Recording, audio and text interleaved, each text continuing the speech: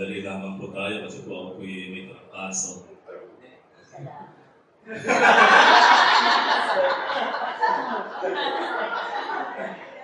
Parang nagbago isip ko. Parang kaya ko pa, pero na-stress ha. Nagpapasalamat siya na kapag-preach ka ma-apply.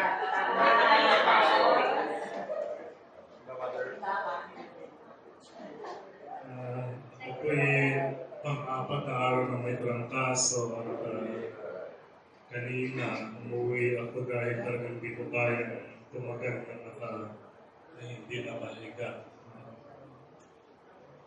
Pero alam ko po na may commitment po ako na mag-preach. Kahit sa pag-aaral ko is talaga po hinilin ko na makapag-aaral.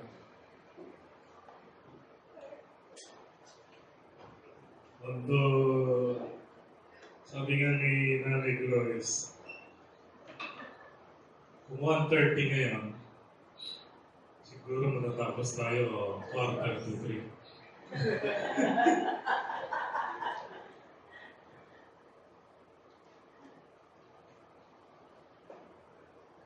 Kanina sinisilip ko yung nasa harapan. Sabi ko, parang may bisita tayo sa harapan. Kasi hindi ako sanay na si Nanay Carmen nandyan. Kaya ako, kaya. Sabi ko, parang may bisita sa harapan. Para si Nanay Carmen. Kasi buksan po natin mga Bible in the Philippians 1:29.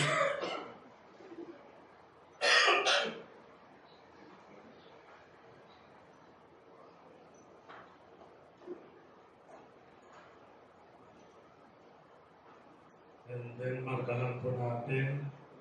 And then i-open rin po natin ating Bible in the 1 Corinthians 10:13.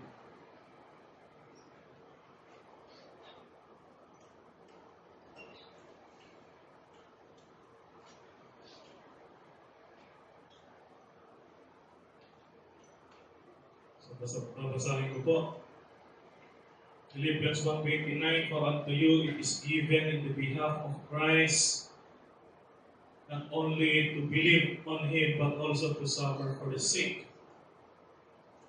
And then 1 Corinthians 10:13, there are no temptations taken you but such as is common to men, but God is faithful, who will not suffer you to be tempted above that you are able, but will be the temptation also make a way to escape, that ye may be able to bear it. Ako'y manalangin ng pagpalang Diyos at ilang Ama. Salamat po muli Panginoon sa pag-aaral ng pagsalita. Palahin na po ito mapagbigay po Panginoon ng habang at pagpapala sa bawat isa. Tulungan niyo po kayo Panginoon na manawan ng salita at pagpulay-pulayan. Dadalayin pa rin po namin Panginoon na tayo po siya patuloy na nagkasa ang bawat ito Panginoon sa aming mga kamumihan, sa aming mga kasalanan.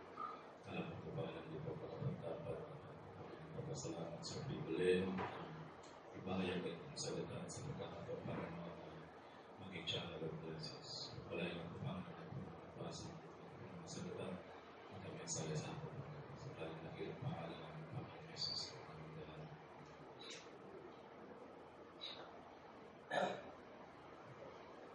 Kanina din, nakita natin si Brother Reggie, nag-MC. So, pwede na pala natin siyang i-schedule.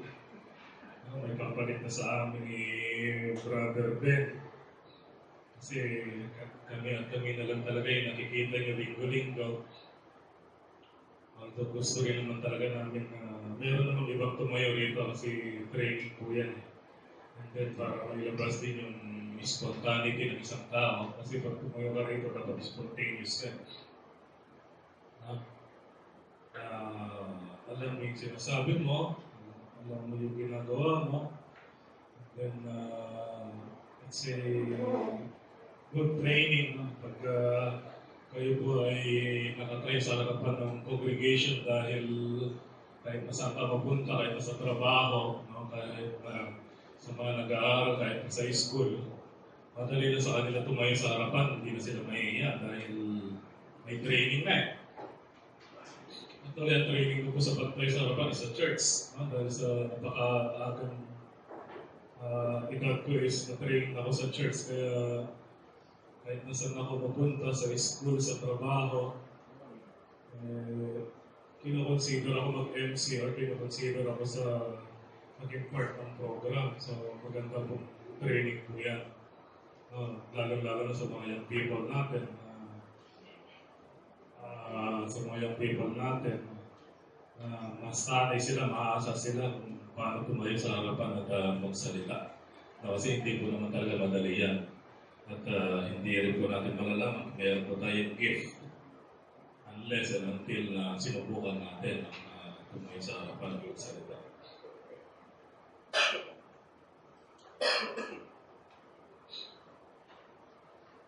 So, the title of the message this afternoon is Christian Suffering. Hindi po dahil ako po yung may trangkaso, kaya ito po yung napili ko.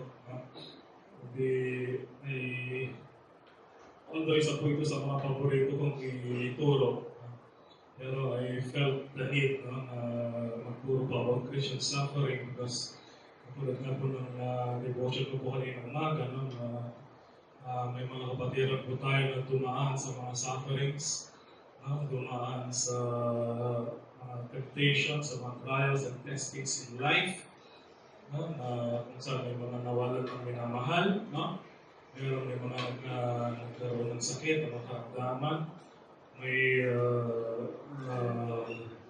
mayroong nawalan ng trabaho o nag-resign sa trabaho. So, maraming instances, tayo po ay nakakaranas ng trials and testings or suffering as Christians. So, ito po yung nakita kong need, para i-share ito. So, other Christians have severe trials and afflictions.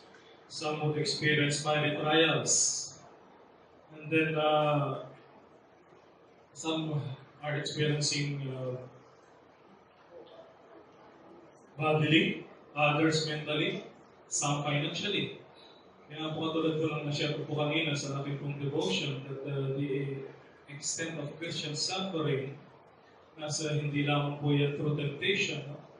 The extent of Christian suffering, it may be through financial want. Na tayo po ay nangangailangan financially. And alam naman po natin na malaking epekto po sa buhay ng isang tao ang pangangailangan financial. May mga pagkakataon na yan na nagiging dahilan. Salamat, Brad. May mga pagkakataon po na yan ay nagiging dahilan upang magkaroon ng away sa pamilya. May mga pagkakataon rin naman na yan ang nagiging dahilan ng isang Kristiyano na i-sacrifice ang kanyang paglilingkod tuwing araw ng linggo dahil sa pangangailangan sa trabaho. Na kailangan magtrabaho at kailangan ng finances ng pamilya. Mga pagkakataon ng sa negosyo. So, financial want, yan po ay pangangailangan it is one of the Christian suffering. Pero let us not forget that the key to that is contentment. Ang pinakasusi po dyan ay yung tayo po ay maging kontento sa ating buhay, at tayo po ay maging kontento kung ano po yung meron po tayo, at tayo po ay maging kontento kung ano po yung pinagkaloob sa atin ng Panginoon. Dahil ang lugar naman po na to, ang mundong ito, hindi po natin tahanan. Katulad nga po na kinakanta po natin, kinanta po natin kanina umaga, this world is not my home, we're just passing through. So tayo po ay nandito lamang upang dumaan, nandito lamang pansamantala, hindi naman po talaga ito ating tahanan. Kaya nga si Sister Val ay nasa piling na po siya ng Panginoon. At nasa mas magandang kalagayan na po siya ngayon. Kaysa ng mga panahon na kung siya ay nagsasuffer sa kanyang sakit o kaya yung nandito siya sa lupa na ibang pangangailangan na kanyang nararanasan. So, financial want, So, kailangan lang po natin dyan ay maging contented. So, sabi nga ni Apostle Paul, but godliness with contentment is great gain. Ayan. Wala naman po tayong dinala sa mundong ito, for we brought nothing into this world, and it is certain we can carry nothing out, having food and raiment, let us therewith be content. The same thing na sinabi ni Job, that we are naked, kung tayo po'y lumabas sa mundong ito, and gano'n rin po na tayo babalik sa Panginoon dahil wala naman po tayo talagang madadala. So ang pagiging kontento sa buhay ay yan po'y napaka-importante sa isang Kristiyano. Although hindi naman po tayo pinagbabawalan na mag-aspire ng anumang bagay na kaya nating makamit within our means, no? As long as it is within our means, not beyond our means. Dahil pag nangyari po yun, yun na nga, no? Na magkakaroon tayo ng mga bagay na isang sakripisyo if we would take it beyond our means. So, kailangan po natin makontento. So, it may be in financial want, or katulad naman po ng pinangako ng Panginoon na God will supply our needs. No? Dahil tayo naman po ay nabubuhay lamang sa biyaya ng Panginoon. And in Philippians 4:19, ang sabi po roon that my God shall supply all your needs. Kung needs lamang kung pag-uusapan po natin ay ipoprovide po ng Panginoon. Pero kung ang hinahangad na po natin ay luxury, ang hinahangad na po natin ang ating mga wants in life, yan po siguro ay maaaring pagkaloob, provided na hindi po niyan maapektuhan ang ating paglilingkod. Kasi isa rin po sa naka-apekto sa atin bilang isang Kristiyano ay pag tayo po ay pinagpala na talaga ng Panginoon. Katulad po na na-share ko po kanina umaga. Ang sinabi ni Agor na sumulat ng Proverbs 30, lest I be full and deny the Lord. Kaya ang panalangin niya is, neither give me poverty nor riches. Kasi kung siya ay yumaman, ay maaaring nang i-deny ng Panginoon. Sabihin niya, who is the Lord? Marami pong taong ganyan. Marami pong taong ganyan na pag yumaman na, pag napagkalooban ng napakaraming mga bagay, is nakakalimutan na ang lahat ng iyan ay galing sa biyaya ng Panginoon. At tayo naman po bilang mga Kristiyano, tayo naman po ay hindi maghihirap. Dahil wala po kong kilala, no? Maliban siguro doon sa kay Lazarus, wala po kong kilala na pinaghirap ng Panginoon. Kaya sabi ni King David, I have been young, now am old, yet have I not seen the righteous forsaken, nor his seed begging bread. So siguro wala naman po siguro ritong Kristiyano na nagsosolwining at makikita kayo mahal na kayo mamalimos sa daan. Diba? O kaya isang preacher na nag-preach dito at makikita kayo anak na nangihingi ng pagkain sa ibang mga tao. So, hindi naman po tayo pagkukutuman ng Panginoon. But that is one of the Christian suffering. The extent of Christian suffering is through financial want and also through sicknesses. Na tayo po ay nakakaranas ng iba't ibang sakit. Kaya may mga tao na ayaw magpa-check up dahil ayaw malaman na may sakit sila. May kilala po akong ganyan, no? Meron po akong boss na although we are obliged to submit into annual medical examination, no? Pero yung boss ko, ayaw niya kasi marami siyang nararamdaman sa katawan at ayaw niya na may malaman siya na sakit niya. Diba? Pero yan po isang suffering na hindi po natin maiwasan. Diba? It may be because of old age or because our body is already deteriorating na tayo po'y nakakaranas ng iba't ibang sakit. Diba? Dahil as long as we are in this world, as long as we are in this, we are in a fallen condition, as long as we are deprived, the depravity of men, ay makakaranas po tayo ng iba't ibang mga sakit. At ang mga mahal po natin sa buhay, at yung mga anak po natin, o mga tao na malapit sa ating puso. So, makakaranas po yun ng mga sakit, no? Pero, isa po sa kagandahan sa isang Kristiyano, no? Nandun po yung biyaya ng Panginoon. Kaya nga po si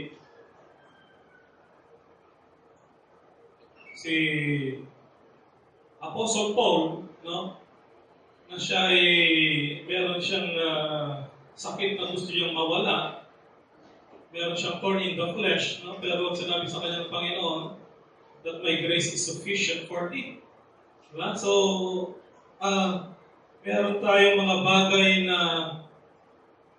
kahit ang gusto natin na maalis sa atin, pero kung ito naman yung isang bagay na lalo magpapalapit sa atin sa Panginoon, or ito naman yung isang bagay na magbibigay sa atin ng pagpapakumbaba sa harapan ng Panginoon, is hindi po yung naalisin ng Panginoon.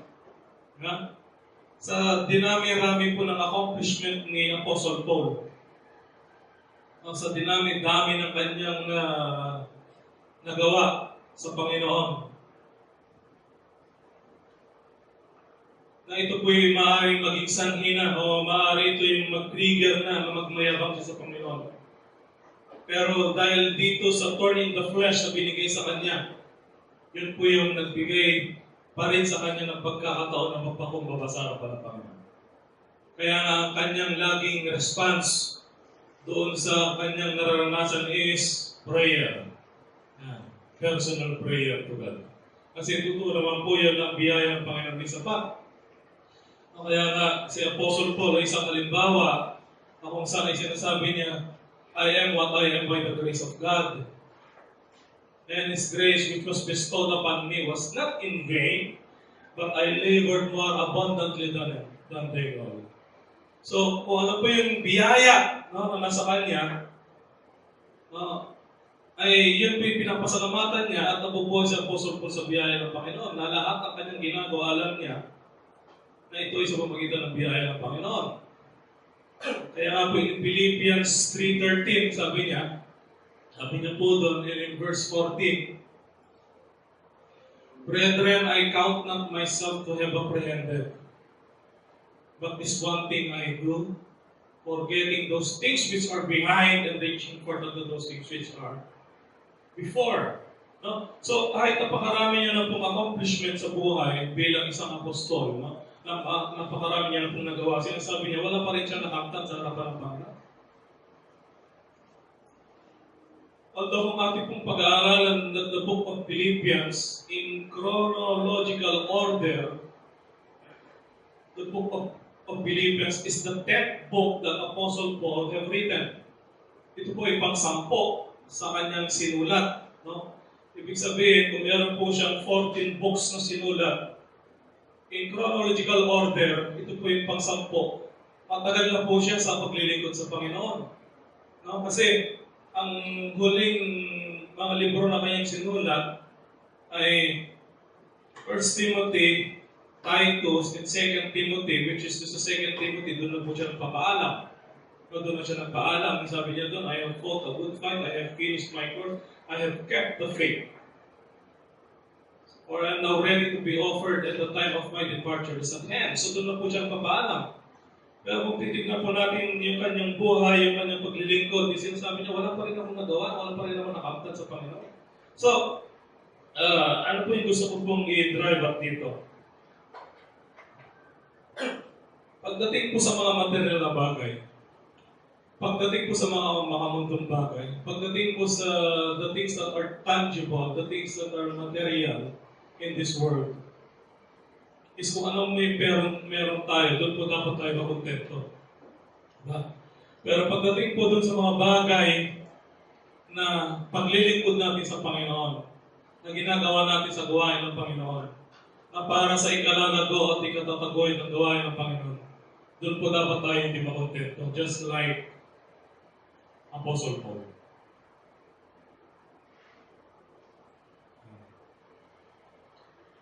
So, it may be sickness, it may be emotional stress, it may be persecution, or imperfection, or the elements, or the lack of visible success, or katulad rin po ng nararanasan ngayon sa Marawi, di ba? So, maaaring yun po ay isang Muslim city, pero alam na po natin na nagkalat ang mga Kristiyano, no? Di ba? So,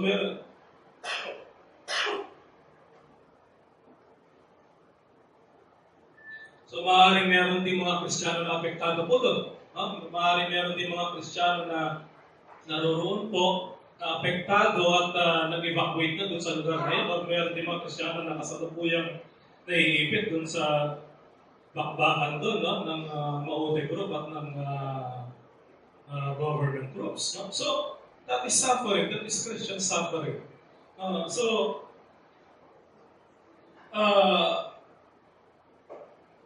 Nakakaranas pong isang Kristiyano yan. Okay? So, many are calling out God. Marami mga tao, siguro meron din mga Kristiyano sa ilang mga pagkakataon na magtatanong, why? Why do I have to suffer like this? Bakit kailangan ako makaranas ng ganito? Kasi, tatandaan po natin that even Job, alam po natin na he is perfect and upright before God. At makikita natin, mababasa natin doon sa Book of Job, sa few chapters of the Book of Job na hindi siya nag-complain. Pero in the latter part, nag-complain na rin po siya. Nagsabi na nga po siya to the point na, bakit ba ako pinanganak sa mundo nito? Bakit ba ako pinanganak? Bakit kailangan ko maranasan yung mga bagay na? So ibig sabihin, even an upright person, even a perfect and upright person in the eyes of God, ay maaari rin po mag-complain sa harapan ng Panginoon. Kaya po, maaaring may mga Kristiyano po na nakakaranas ng ganyan mga pagsubok at maaaring in their silent or in their quiet time, they will still ask God, why? Bakit ako nakakaranas ng ganito? Why do I have to suffer like this? At ang sagot po dyan ay yung nabasa po natin kanina. Ano po ba yung nabasa natin kanina? Nabasa po natin kanina, sabi po doon, Philippians 1:29, for unto you it is given in the behalf of Christ, not only to believe on Him, but also to suffer for His sake. Surely as believer, no? Or bilang isang tao, gusto po natin na magkaroon po tayo ng pananampalataya sa Panginoon. Magkaroon po tayo ng kaligtasan. Magkaroon po tayo ng pagpapala. Makuha po natin yung pagmamahal ng Panginoon. Makuha po natin yung forgiveness ng Panginoon. No, na tayo po ay meron kasiguraduhan ng langit. No? Malamang yan po yung mga bagay na gusto natin. Gusto natin na makapiling natin ang Panginoong Jesucristo. Pero pagdating na ng suffering, ayaw na natin.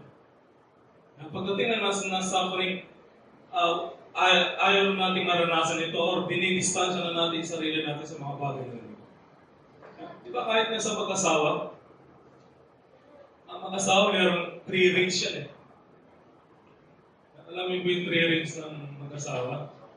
Una, meron silang engagement ring. After nun, yung wedding ring. After ng ikasal, suffering. Okay pa nung una eh. Pero nung tumagal-tagal na, nagkaalaman na ng ugali. Ito na yung pinakamatinding ring. The suffering.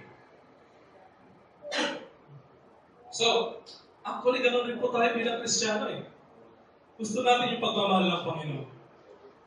Gusto natin yung forgiveness ng Panginoon. Gusto natin yung kaligtasan galing sa Panginoon. Gusto natin yung the assurance of salvation. Gusto natin yung langit. Gusto natin na meron tayong kasiguraduhan sa langit. Kasi, na-imagine natin yung pangako ng Panginoon. The bliss of heaven. That we will walk through the streets of gold. No? Na wala nang sakit, wala nang luha, wala nang tayong mararanasan na anumang mga bagay. Kasi siguro pinakahuling luha na lang ito kung yung panahon na pupunasan ng Panginoon natin mga luha. Pero pagdating sa suffering, yan ay ayaw na ayaw maranasan ng isang Kristiyano. Pero tatandaan po natin that even our Lord Jesus Christ suffered. Even our Lord Jesus Christ suffered. So, the Philippians 1:29, this text explain to fact about the double opportunity, our twofold responsibility, our twofold opportunity to believe on the Lord Jesus Christ and to suffer for His sake. Sabihin nyo, Brad, sa mga panahon naman ngayon, hindi na ako sa mga suffering yung ganyan. Marami pa rin po mga Kristiyano na nakakaranas na. Yeah. Katulad yung nasabi ko dati si Bridget, di ba? Yung batang babae na nabaptize sa atin. Dahil naglilingkod siya, dahil lumatin siya rito, anong ginawa sa kanya? Pinagpili siya eh. Sige, magpatuloy ka dyan. Pababayaan namin or umalis ka dyan. Kaya yung bata umalis dito kasi nagkaroon siya ng persecution. Diba yung classmate ni Paeng, di ba? Pinagpipray natin. Di ba? Na ganun din ang nararanasan. Na to the point na tumatakas at pinapadala na kay Paeng yung kanyang susuotin para sa araw ng linggo. Dito na lang siya magbibihis. Matinding suffering niya, matinding persecution. Di ba? Para lang, gusto lang ng bata na makapaglingkod. So, maraming iba't ibang form ang suffering. So,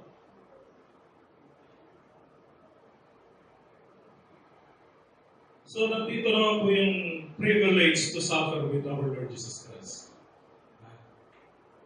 Kung kukunin lamang po natin yung ugali, yung pamantayan ni Apostle Paul na sinabi niya na yun nga sa kanyang buhay is lalo niya makilala ang Panginoon. That I may know Him, sabi niya. That I may know Him and the power of His resurrection and the fellowship of His sufferings. And yun po yung ugali ng Apostle Paul eh. Yun po yung kanyang mentality. Yun pa rin po yung kanyang pagnanais na lalo pang makilala ang Panginoon. Na lalo pang mag-fellowship ang Panginoon through sufferings. Kasi, kahit na po ating Panginoon sa Kristo, nagsuffer. Di ba? Nung nasa Bethlehem po siya, He was misunderstood. He was cursed. He was blasphemed. And then, nung siya po ay ipapawa na sa krus, siya po ay dinuraan. Siya po'y binukbok. Siya po'y sinabunutan, kanya pong balbas. Lahat po. Kumbaga, naranasan niya lahat ng pagpuligsa eh. So, dito pa lang po sa lupa, naranasan niya yun eh.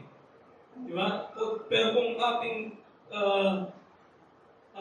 we will just look at the gravity of guilt, siya po ay Diyos eh. Di ba? Sabi nga ni Apostle Paul, let this mind be in you. Ano po yung mind na yun?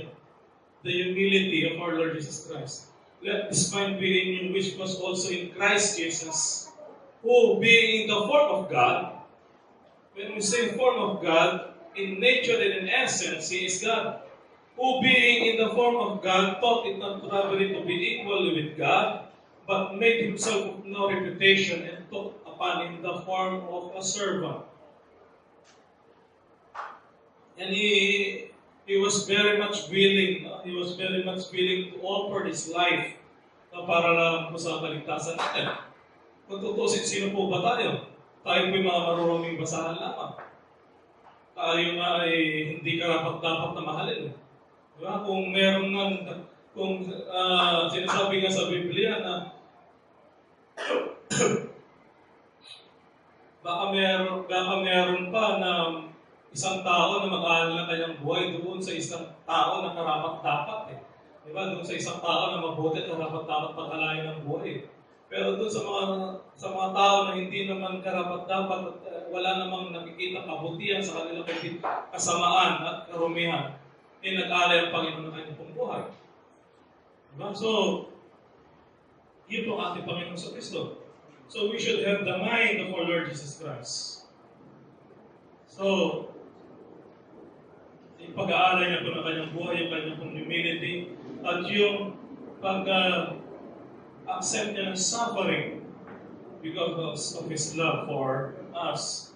Now, to some, life is meaningless.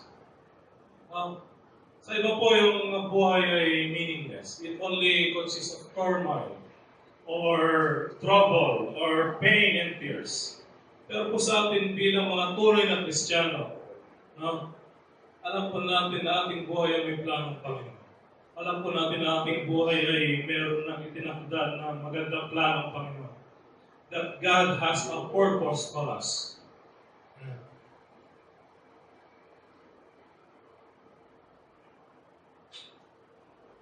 It may not seem good today, but later on we will realize that God has a purpose, that God is allowing us to experience those kinds of suffering that we have experienced already or we are about to experience dahil may purpose ko ang Panginoon.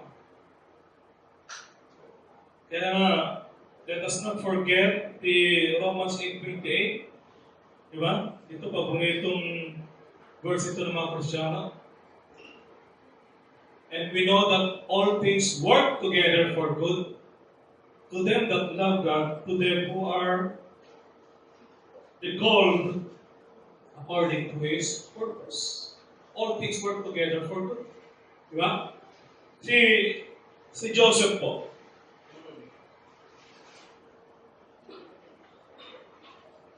Siguro, kung pagkakaroon ng napaka-unfair na buhay, si Joseph na yung nakaranas ng napaka-unfair na buhay. Masaya siya namumuhay kasama kanyang pamilya. Masaya siya namumuhay kasama kanyang mga kapatid. Kasama kanyang ama, kasama kanyang ina. Pero dahil sa inggit, siya ay muntik ng patayin ng kanyang mga kapatid. Siya ay binenta. Siya ay naging alipin. Siya ay nagsuffer. Diba? Siya ay nakulong. So, kung unfair lang sa buhay, siguro sa sabihin ni Joseph, ako na siguro yung may pinaka-unfair na buhay na naranasan. Maganda na yung kanyang buhay. Kay Potiphar, biglang-bigla. Dahil siguro magandang lalaki si Joseph, pinag-interesan siya ni Potiphar's wife, ayun, dahil hindi niya pinatulan, kinasuhan siya ng rape, di ba? So, nakulong na naman siya, nakaranas na naman siya ng paghihirap. So, kung tutusin, napaka-unfair ng buhay kay Joseph. Pero ano pong nangyari? Later on, pinarealize sa kanyang Panginoon na yung kanyang naranasan ay may purpose to save the posterity of the Jews of Israel. Dahil sa kanyang ginawa, ang lahi ng Israel ay na-preserve. Dahil sa kanyang mga naranasan, dahil sa kanyang mga paghihirap, pinagpala siya ng Panginoon at nakita yung talagang purpose ng Panginoon sa kanyang buhay. To preserve the posterity of Israel. Yung kanilang lahi, yung lahi ng kanyang ama sa Egypt. You see? So, all things work together for good. Diba? So, ano mga pagsubok po nating naranasan, ano ba mga sabag nating naranasan? Lagi po nating tatandaan, all things work together for good. Okay? So, how does suffering come? So, dadako pa lamang po tayo sa first point. Kaya ayaw ko na nahahamon ako eh.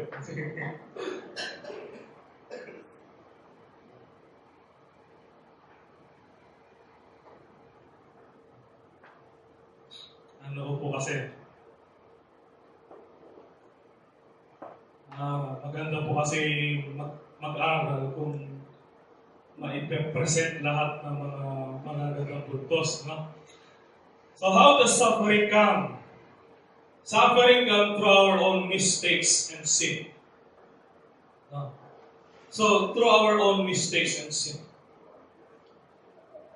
This is the generally accepted principle.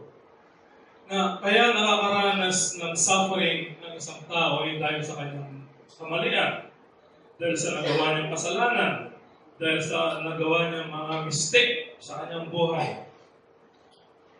Ito po yung mababasa natin sa Galatians 6:7. Be not deceived.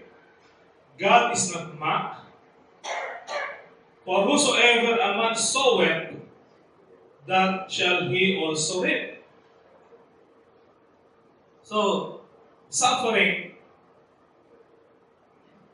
come through our own mistakes and sin.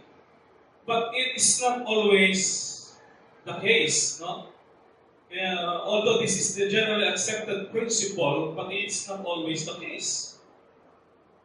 And one example is katulad po na nangyari kay Job, no? Katulad po na nangyari kay Job. Kaya nga po, in Job's condition, in Job's condition, no, that has been the thinking and the impression of Job's friend. No?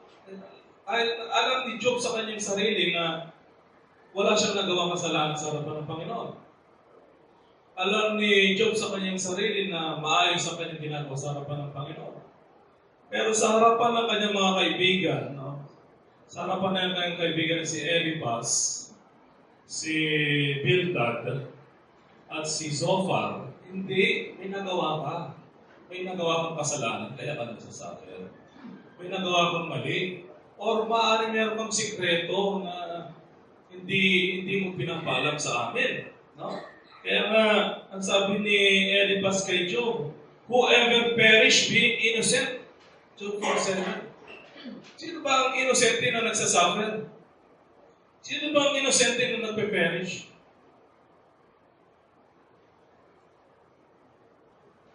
Although it is true, no? Totoo po yun that for the wages of sin is death. No? And the way of the transgressors is hard. According to Proverbs 13:15.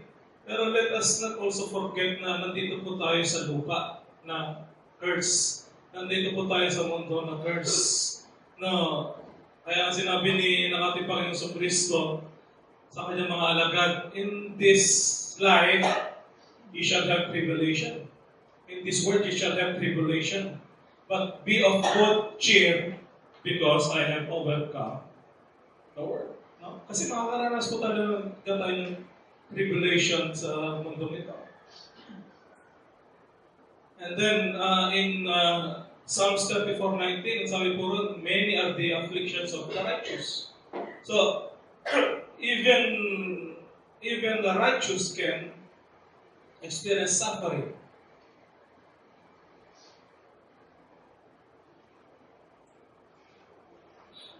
So, napakaganda pa rin po na dapat nating maging prinsipyo ay yung prinsipyo ni Job. Shall we receive good at the hand of God and shall we not receive evil? Sabi niya, makakatanggap lamang ba tayo ng mabuti sa kamay ng Panginoon at di ba tayo makakatanggap ng masama? So, suffering come through our own mistakes and sin. Although katulad nga po nasabi ko, hindi sa lahat ng pagkakataon, yun po yung nangyayari. Dahil may mga pagkakataon rin po na katulad po na nangyari kay Job, that God have given permission to Satan to afflict Job, but with certain amount of restrictions. May mga binigyan na po siyang restrictions. And then dito po sa lupa, dahil tayo po ay nabubuhay pa rin po dito sa lupa, na ito po ay under curse, at tayo po ay nabubuhay pa rin po dito sa lupa, sa mundong ito po ay under sin, no? Na makakaranas po ang isang Kristiyano ng sufferings, ng afflictions. And then second, how the suffering comes? Second is the mistakes and sins of others. Because of the mistakes and sins of others. And this is very true, no? Dito sa ano na lamang po natin sa ating pong buhay, no? Tayo po bilang mga Kristiyano, tayo po bilang tao, no? Kaya nga it is the lot of every child of Adam to suffer because of sin. Nung nag-fall po si Adam, because of his sin, lahat po ng tao na naapektuhan. Lahat po ng tao is nakakaranas na ng suffering. Lahat po ay naging makasalanan. Why? Because of the sin of Adam. Sabi ng Biblia, wherefore, as by one man sin entered into the world, and death by sin. Dahil po sa kasalanan ng iba, because of the mistakes and sin of others, that we suffer. At dahil po sa kasalanan na yan ni Adam, ano po naging result? No? It resulted to death. Kamatayan po sa atin. For the wages of sin is death.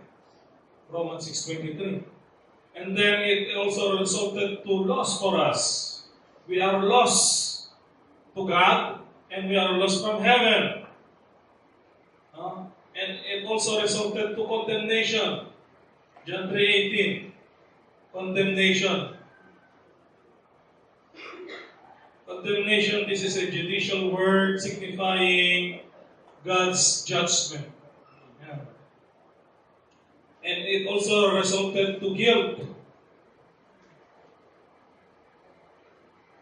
Meron na po tayong conscience stricken, no? Conscience stricken na po tayo. The word guilt means an indicative word signifying being conscience stricken. Nakakaranas po tayo ng guilt, no? And then, it also resulted to perdition. A prospective word signifying destruction and damnation. And then punishment. Because of sin of Adam, it resulted to punishment to mankind. This is a conscious word signifying penal affliction. And then eternal fire. See? So, ano po ang dami po naging result ng kasalanan ni Adam at lahat po ng tao naapektuhan. So, why we are suffering? Because of sin of Adam. And then it resulted also to hell and the lake of fire. Although sa ating po mga Kristiyano, no, tayo po ay nagpapasalamat dahil tayo po ay nakatanggap ng pagmamahal ng Panginoon. No? So, yung mga nabanggit ko po ng mga result ng sin is wala na pong effect sa atin yan. Yan na lamang po ay mararanasan, no, ng mga tao na hindi nabigyan ng kaligtasan o hindi pa nakakilala sa Panginoon bilang kanilang Panginoon at pagligtas, na wala pa silang tunay na kaligtasan. Pero hindi naman po dapat maging basihan yun o hindi dapat maging paraan para po tayo ay hindi na O tayo ay maging kumpiyansa na hindi na tayo maglilingkod at hindi na tayo gagawa sa gawain ng Panginoon. Let us not forget kung meron pong great white throne judgment, no? Ang mga sinners, ang mga Kristiyano ay meron rin pong Bema judgment. Na tayo rin po ay haharap sa isang paghuhukom, no? Na tayo rin po ay haharap sa Panginoon, hindi na bilang mga makasalanan, kundi haharap na po tayo bilang mga Kristiyano na ipagbibigay lugod natin yung mga bagay na nagawa natin bilang mga Kristiyano. It is also the day of reckoning for us. That our words will be judged. That our words will be judged. That our thoughts will be judged. That our secrets will be judged. Yun po ang isang Kristiyano, yan po yung mangyayari sa Bema Judgment. So tayo rin po ay haharap sa isang paghuhukom. So hindi lamang po yung isang halimbawa. Isang halimbawa po rin po na mayroong suffering ang isang tao because of the sin and mistakes of others is yung nangyari rin po kay King David. Because of the sin of King David, no, in taking the wife of Uriah and murdering Uriah, ang sinasabi ng Biblia that the sword would never depart from his house. Kung natatandaan niyo po yung account wherein Prophet Nathan came to King David at sinasabi ni Prophet Nathan kay King David, sabi na mayroong isang tao na napakayaman at napakarami ng tupa. At meron naman isang mahirap na meron lang siya nag-iisang tupa. Ngayon, itong mahirap na to, mahal niya kanyang tupa at to the point na kasama niya na ito sa kanyang pagtulog. Ngayon, ito namang mayaman is sobra-sobra ang kanyang ari-ariya. Pero nagkaroon siya ng isang bisita.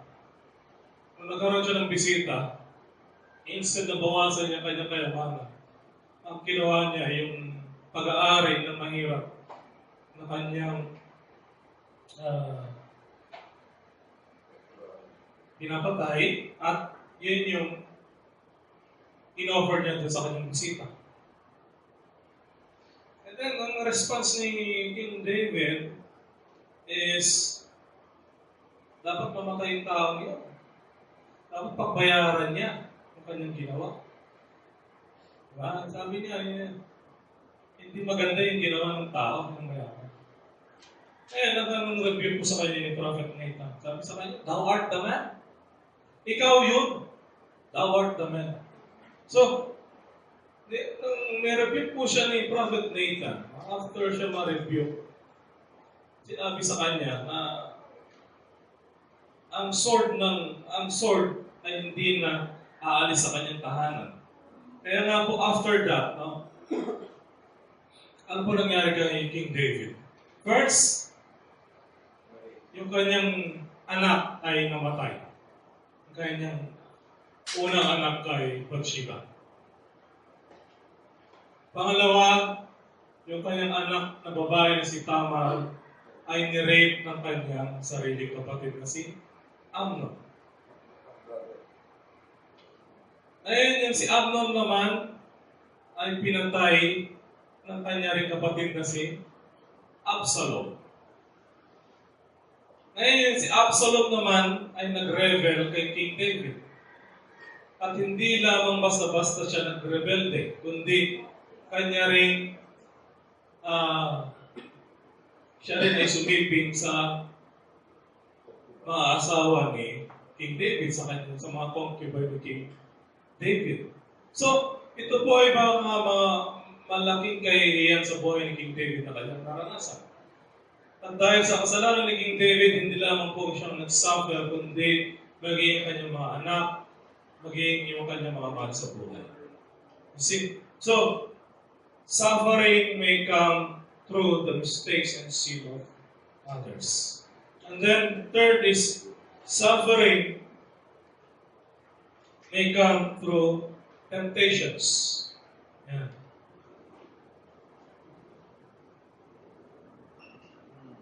Mukhang mapapatagal ko talaga tayo ah.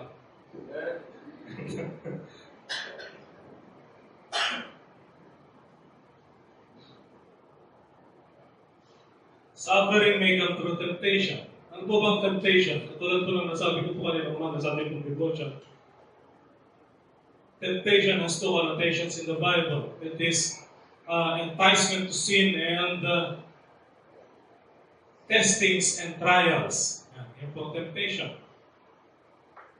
And temptation is the most familiar experiences of the true child of God. Yan. Yan po, kung ang isang Kristiyano ay matempt, it is not sin. If we are tempted, no, or to be tempted is not sin. But yielding to temptation is sin. So, kasi wala naman pong tao ang makakaligtas sa temptation. Adam was tempted. And even before Adam, Lucifer was tempted. And even our Lord Jesus Christ was also tempted. So, kung sila po ay nakaranas ng temptation, tayo po mga ordinaryong Kristiyano ay makakaranas rin po ng temptation. So, ang kailangan lang naman po natin gawin is to endure temptation. Kasi sinasabi ng Biblia, blessed is the man that endureth temptation. James 1:12. And then, katulad rin po ng na-share ko, ang temptation po ay hindi galing sa Panginoon. Kaya nga po kung tayo po ay nakakaranas sa mga trials and testings in life, mali-mali po na sisisihin natin ang Panginoon. Panginoon po. May akta po nun, may Panginoon po gumawa po nun. Kasi sabi ng Biblia, James 1:13, okay, let no man say when he is tempted, I am tempted of God, for God cannot be tempted with evil, neither tempted he any man. Yang mga kaisipan po na yan ay na-conceive at yan ay nagkaroon ng subliminal message sa isipan ng isang tao dahil sa ating pong mga napapanood. No? Dahil po sa ating mga napapanood lagi, pag nagkakaroon ng matinding pagsubok or mga suffering or trouble, no, laging sinisisi nila ang Diyos. Laging sinisisi nila ang Diyos. Lagi nilang tinatanong ang Diyos. Pero, yan po ay hindi galing sa Diyos, kundi yan po ay galing kay Satan, yan po ay galing sa mundo, yan po ay galing sa flesh, no? Because take categories, the lust of the flesh, the lust of the eyes, and the pride of life. Yan po ay galing sa, even in our evil associates, if we have any, no? Or even to our Christian friends, no? Maaari rin po manggaling rin po yung temptation na yan. Kaya po, ano lamang po ang dapat natin gawin? We should have the mind of King David when he said, I will set a wicked thing before my eyes. Yan po sinabi ni King David eh. And then si Apostle Paul, ang sabi niya, abstain from all appearance of evil. Kasi may mga pagkakataon ng isang tao, no, alam niya ng temptation, alam niya ng pagsubok, alam niya ng kasalanan, pero nandun pa rin siya sa pathway ng kasalanan, tayo na umalis doon. Parang ano po yan eh. Ayaw mo mapasok pero gusto mo maglaro ng apoy. Kung maglalaro ka ng apoy, talaga mapapasok. You see? So, let's have that mind. I will set the wicked thing before my eyes and abstain from all appearance of evil. So, naituro ko na po kanina about the reasons for temptations and about the load limit of temptations and the method of temptations, no? Na tayo po ay sinusubok minsan sa kahirapan, Tayo sinusubok minsan sa prosperity. Tayo ay sinusubok minsan doon sa worldly glory. Kasi hanggang tayo po ay nasa katawang ito, hindi po talaga mayalis sa atin na mag-aspire ng worldly glory. Di ba? Kasi ang tao talagang gusto niya na nakakarinig ng mga papuri.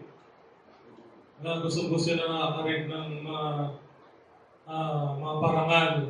Di ba? Minsan, kaya siya gumagawa ng mabuti para makarinig ng mga papuri at parangal. Pero yan po ay mga methods lamang po ng temptation. So sa atin, ayaw naman po nating maghirap. At tulad ng sinasabi ni Agor, na pag tayo naman ay naghirap, sabi niya, lest I be poor and still and take the name of the Lord in vain. Or lest I be full, or lest I be full and deny the Lord. You see, ang kailangan po natin maging kaisipan, ang kailangan po natin maging approach po dyan, ay kung ano yung approach sa ginamit ni Apostle Paul. Yung ginamit po na approach ni Apostle Paul sa Philippians 4, Philippians 3:12. Tignan nga po natin. Or Philippians 4:12. Bago niya po nasabing, I can do all things through Christ which strengtheneth me. Ito po yung dahilan. Verse 12. Sabi niya po rito, I know both how to be abased, okay, or being made low, and I know how to be abound, or to be prosperous. Everywhere and in all things, I am instructed both to be full and to be hungry, both to be abound and to suffer need. You see, kaya nasabi niya po in verse 13, I can do all things through Christ which strengthens me. Kung maghirap man siya, alam niya yung gagawin niya eh. Kung mag-prosper man si Apostle Paul, alam niya pa rin yung kanyang gagawin. Kung magutom man siya, alam niya yung kanyang gagawin eh. Kung pagpalain man siya ng Panginoon, alam niya i-handle. So, yan po yung napakagandang kaisipan, napakagandang mentality bilang isang Kristiyano. So, through temptation. So, how to get victory over temptation? By faithfulness of God. Yan lamang po sa pagiging faithful ng ating Panginoon. Then sa 1 Corinthians 10:13, sabi po doon, but God is faithful, who will not suffer us to be tempted above that we are able. Kaya nga po tayo pinapagpasalamat pa rin dahil tapat pa rin po sa atin ang Panginoon. Faithful pa rin po ang Panginoon sa atin. Dahil kung sa atin naman po, hindi naman po talaga natin kakayanin mga pagsubok na dumating sa atin. Okay? And then, by using the Word of God appropriately. Nung natempt ang Panginoon, tinempt siya ni Satan na ano po kanyang ginawa. Nag-quote lamang po siya ng mga verses. The same thing po sa atin. We just have to use the Word of God appropriately in certain condition. Sa mga pagkakataon na nandun po tayo sa position na yun na kailangan po natin tulong ng Panginoon. So we just have to quote the Word of God by using the Word of God appropriately. And then another thing is by the intercession of our Lord Jesus Christ. And then, how to get victory over temptation is by personal prayer. Yan. Kailangan po natin ang panalangin. Kasi kahit na pong ating Panginoon sa Kristo, di ba? Sinabi niya sa kanyang mga alagad, yung sa model prayer, na isama niya ito sa inyong panalangin. And lead us not into temptation. Di ba sa model prayer? But deliver us from evil. You see? So, by personal prayer, watch and pray that ye enter not into temptation. The spirit is willing, but the flesh is weak.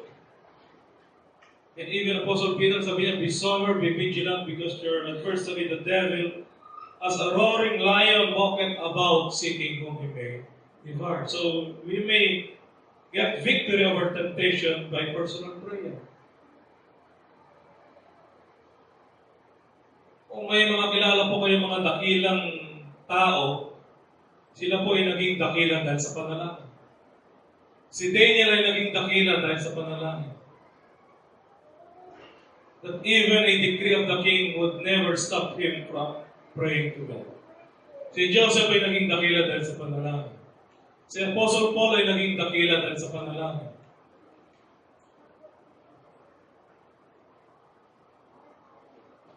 So, kahit na pong ating Panginoong sa Kristo, diba? In the Garden of Gethsemane, siya ay nanalangin, nanalangin, nanalangin, and nanalangin. See, so, by personal prayer. And then by fleeing, ito po yung sinasabi ko, that we should avoid it, pass not by it, turn from it, and pass away, according to Proverbs 4:14 to 15. Andiyan ang temptation. Huwag mo nang subukan kung makatempt pa talaga ako. Ito kaya ba talaga ako ni-tempt? Sabi nga ni Brother Reggie, kung temptation lang doon sa Singapore, maraming temptation na. Diba? Pero anong ginagawa niya? Umiiwas siya. So, ina-apply niya yung Proverbs 4, verses 14 and 15. And then 2 Timothy chapter 2, verse 22, flee also youthful lust. So by fleeing, pag-iwas, pagtakas, paglayo sa temptation. And then by resisting, resist the devil and he will flee from you. Actually, marami pa po ito, pero ako po ay nasa isang oras na nagtuturo. No? Although kaya ko pa naman po ituro to, alam ko naman mamaya na bibigay yung katawan ko. Pero kung magkagay pa man, is marami pa naman pong pagkakataon para ituloy po ito. Saka, hindi ko pa naririnig kasing ngipin ni nanay ko eh. Kaya.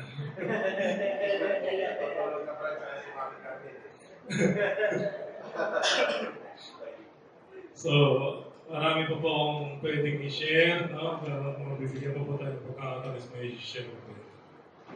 Okay, tayo po'y tumayo, tayo po'y manalangin. Hiling po si Brother Jojo, ulit na si prayer. Let's pray. Thank you, Lord, for a word of wisdom, and Lord, for giving us again some armaments in our